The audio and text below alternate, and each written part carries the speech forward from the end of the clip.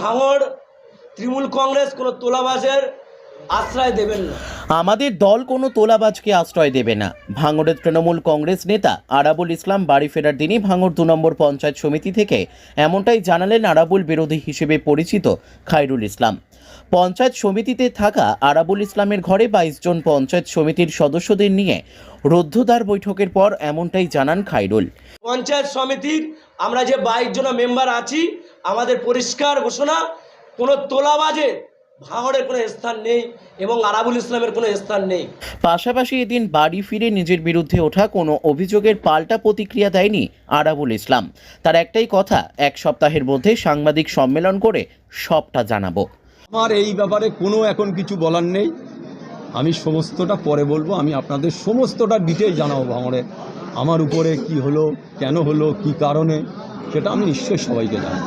দীর্ঘ 5 মাস পর জেল মুক্তি হয়েছে আরাবুলের। বারুইপুর সংশোধনাগারের সামনে তার অনুগামীদের উপস্থিতি লক্ষ্য করা গিয়েছে।